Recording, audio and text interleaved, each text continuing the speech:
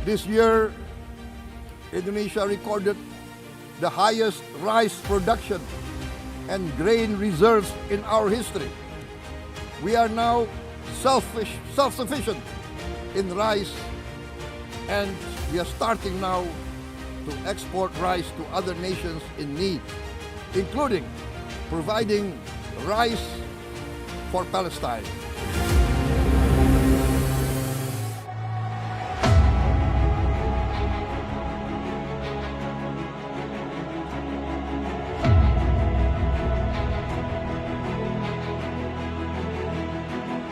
Di awal pemerintahan Presiden Prabowo Subianto dan Wakil Presiden Gibran Rakabuming Raka, arah besar bangsa ini ditegaskan kembali. Pertanian menjadi urat nadi kemandirian, penjaga ketahanan dan harga diri bangsa.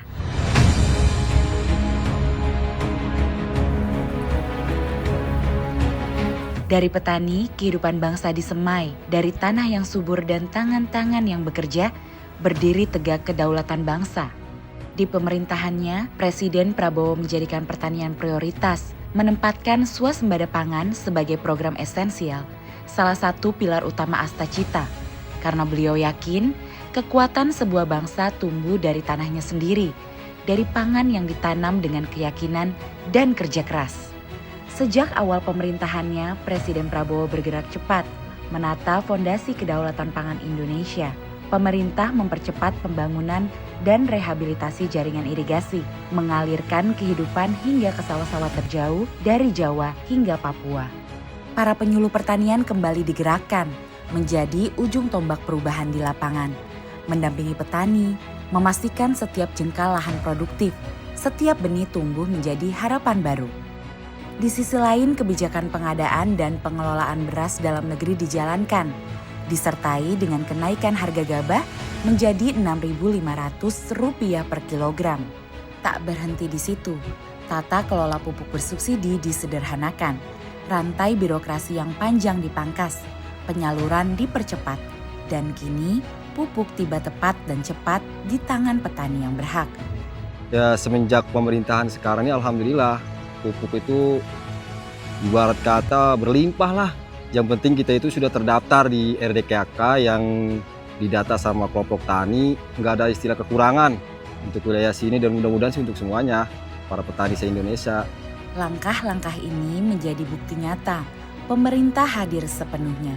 Keringat petani dibalas dengan kesejahteraan, dan pertanian Indonesia melangkah pasti menuju swasembada yang berdaulat. Hasilnya terasa, produksi beras nasional melonjak. Badan Pusat Statistik mencatat, hingga November 2025, produksi beras Indonesia mencapai 33,19 juta ton, meningkat 12,62% dibanding tahun sebelumnya. Bahkan, sepanjang tahun 2025 ini, Indonesia berhasil untuk tidak impor beras medium. Ini bukan sekedar angka, ini adalah bukti kerja bersama. Prediksi lembaga dunia pun terbukti. Food and Agriculture Organization atau FAO memproyeksikan produksi beras Indonesia tahun ini mencapai 35,6 juta ton. Sementara United States Department of Agriculture atau USDA menempatkan Indonesia sebagai salah satu negara dengan peningkatan produksi tertinggi di Asia Tenggara. Capaian ini menegaskan Indonesia mampu untuk kembali berdaulat di tanahnya sendiri. Di desa, wajah-wajah petani kini tersenyum. Harga gabah naik ke titik tertinggi sepanjang sejarah. Pendapatan meningkat, kehidupan membaik, dan semangat menanam kembali tumbuh.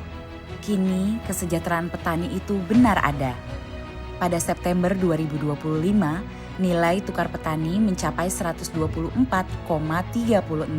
Dengan adanya pemerintah menyetandarkan harga gabah, alhamdulillah untuk musim tanam sekarang, kami sebagai petani merasa berterima kasih banget kepada pemerintah, terutama dari Kementerian Pertanian dengan harga 6.500. Dengan naiknya harga gabah, kami sebagai petani merasa diuntungkan dan hasil kami juga sesuai dengan apa yang telah kami kerjakan selama 4 bulan, Pak. yang sangat luar biasa. Kami mengucapkan ribuan terima kasih kepada Bapak Menteri Pertanian, Bapak Andi Amran Sulaiman. Terima kasih juga kepada Bapak Presiden Republik Indonesia, Pak Prabowo Subianto. Pemerintah berhasil menjaga keseimbangan. Petani tidak merugi. Rakyat tetap nyaman, tak ada lagi ruang bagi mafia pangan. Negara hadir menegakkan keadilan bagi mereka yang selama ini bekerja untuk bangsa. Setiap butir padi kini menjadi simbol keringat yang dihargai dan perjuangan yang dihormati. Kerja keras itu semakin nyata. Ekspor pertanian melonjak hingga 38,25%. Produk-produk Indonesia kini tak hanya memenuhi kebutuhan dalam negeri, tapi juga menembus pasar dunia. Semua memberi pengakuan, Indonesia kini menjadi salah satu produsen beras terbesar dengan peningkatan produksi tertinggi kedua di dunia. Stok beras nasional bahkan mencapai 4,2 juta ton, tertinggi sepanjang sejarah bangsa Indonesia ini berdiri. Namun pemerintah tidak berhenti di produksi. Langkah besar berikutnya adalah hilirisasi pertanian. Bahan mentah kini diolah di dalam negeri, menciptakan nilai tambah dan membuka lapangan kerja baru. 8,6 juta tenaga kerja bahkan berpotensi dapat terserap dari upaya hilirisasi ini. Dari sawah hingga pabrik, dari desa hingga ekspor, seluruh rantai pertanian digerakkan untuk menciptakan kesejahteraan yang merata. Dampak besar sektor pertanian juga terasa pada ekonomi nasional. Badan Pusat Statistik mencatat, pada kuartal 1 tahun ini, pertanian tumbuh hingga 10,52%, menjadi sektor penopang terbesar ekonomi Indonesia. Fakta ini sekaligus menegaskan, pertanian bukan hanya stabil di tengah fluktuasi global, tetapi juga memiliki daya dorong luar biasa bagi kemajuan ekonomi bangsa. Inilah transformasi besar pertanian. Indonesia kini tidak hanya berdaulat pangan di rumah sendiri, tetapi juga berbagi untuk dunia.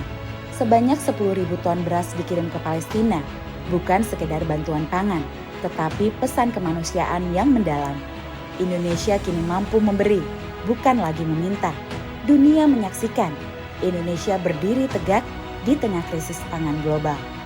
1 tahun kepemimpinan Presiden Prabowo Subianto dan Wakil Presiden Gibran Rakabuming Raka telah mengubah wajah pertanian Indonesia. Dari sawah tumbuh harapan baru. Dari tangan petani lahir ketahanan bangsa. Dari kebijakan yang berpihak hadir kesejahteraan nyata. Pertanian Indonesia kini berdampak untuk petani, untuk Indonesia, untuk dunia.